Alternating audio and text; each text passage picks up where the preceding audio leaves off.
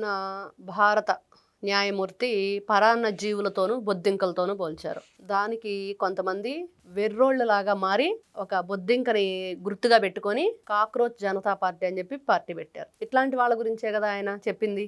ఇట్లాంటి వాళ్ళనే కదా పరాన్న జీవులతోటి బొద్దింకలతోటి పోల్చింది. మరి అలానే ఉంది వాళ్ళ బిహేవియర్. ఎక్కడ కనీసం ఒకవేళ తల్లిదండ్రి మంచిగా వీళ్ళని తయారు చేద్దామని చెప్పి చూసినా కూడా అవ్వని పరిస్థితికి వాళ్ళు పోయారు. మాట వినటం లేదు, ఒక టైం సెన్స్ లేదు, ఎప్పుడు తింటారో తెలియదు, ఎప్పుడు పడుకుంటారో తెలియదు, ఎక్కడికి వెళుతున్నారో చెప్పరు. ఏదైనా తప్పు చేస్తే క్వశ్చన్ చేస్తే కన్న తల్లిని సైతం కత్తులతోటి పొడిచి పొడిచి చంపిన పరిస్థితి మనం చూసాం మొన్న శ్రీకాకుళం జిల్లాలో. అంటే పొడిచి చంపారంటే ఆ పిల్లల్ని పెంచిన తీరు అట్లా ఉంది. చిన్నప్పుడే తోటకూర దొంగలించినప్పుడే కట్టడి చేస్తే జేబు దొంగతనాల దాకా రాదు ఏది. తల్లిని కూడా పొడిచే స్థాయికి ఆ పిల్లవాడు వచ్చాడంటే తల్లి పెంపకంలో లోపమే తప్ప ఆ పిల్లల లోపం ఏం లేదు అక్కడ. ఈ రోజునండి ప్రతి 100% మంది ఈ సొసైటీలో చూస్తుంటే ఒక రాష్ట్రం అని కాదు, ఒక పేరెంట్ అని కాదు, ఒక ఫ్యామిలీ అని కాదు, ఎక్కడ చూసినా పోలీసులు కూడా చివరికి చెప్తుంది ఏంటంటే తల్లిదండ్రులని హింస పెడుతున్నారు వీళ్ళు.